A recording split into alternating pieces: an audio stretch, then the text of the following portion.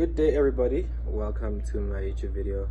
This is for the students out there who need a bit of help when it comes to the experiential learning or getting into an internship or going through it. So I'm going to tell you about my experience as a social media manager intern at BMH Radio. So I was doing content for the social media. I was basically behind the scenes of everything, making people laugh, being jabby, being a bit spicy like I always am. So what is the purpose of this? So this presentation and video serves the purpose of reflecting on my work and general experience as a social media intern. So I'm going to be telling you about what I went through, the challenges that I faced, the solutions that I came up with, basically all around just how it was. And so up next is, now comes the reflection. So overall my experience was quite good. One of the only grievances that I had was the fact that there was prolonging of processes. So sometimes when I would send the social media the radio stations manager messages, he wouldn't respond. Maybe if I send a paragraph explaining my idea or something, so he wouldn't really say anything back, and then I would have to go to him, and then the process would just be elongated for no good reason.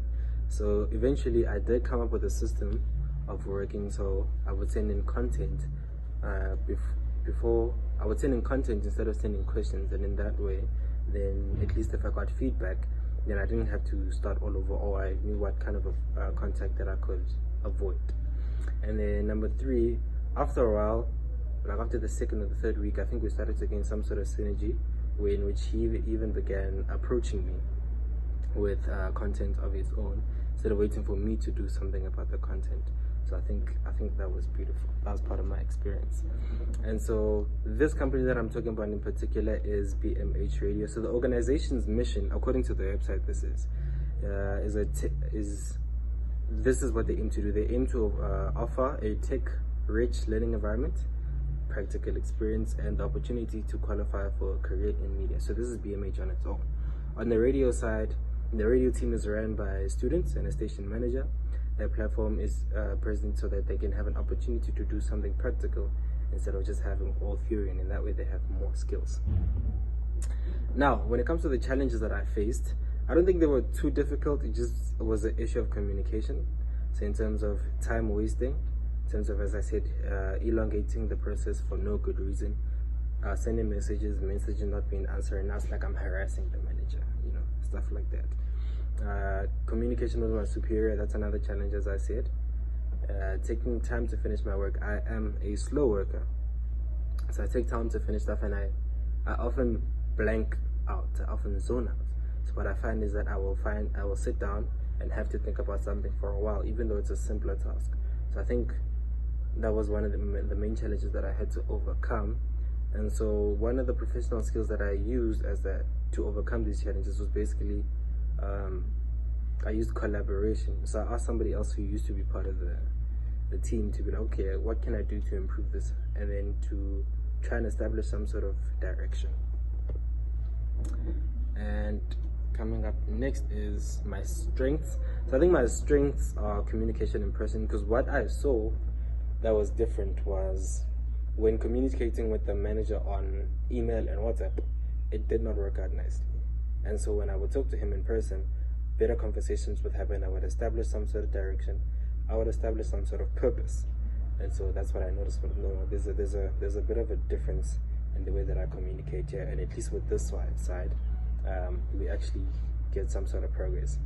And so I think I'm also able to adapt. Ever since I started doing this, so I was able to create a system, and I was able to learn how to communicate to the manager in a way that he also enjoyed, instead of just the way that I knew how to. So I knew how to start talking to somebody in the way they wanted to be spoken to. Lastly, I think I learned how to ask for help, and so that's when I asked a former colleague for direction on where to go. And so some of the key feedback that I got, especially also from my old colleague, was take initiative, know how you can benefit from the content that you're creating. So it mustn't just be free advertising, and try to do things that are new. Don't try to do content for the sake of content. And so I think when it comes to the content of experiential, there's not too much impact. I feel like I could have learned all these things in the the work environment, excuse me. But otherwise, I believe that everything, I believe that the thing that did help was the professional skills that we had spoken about before. And so the key lessons are: harassing is not equivalent to communication. That's a personal one. Come forward with work instead of ideas, and do not be scared to ask for direction or help. And so that is it from me.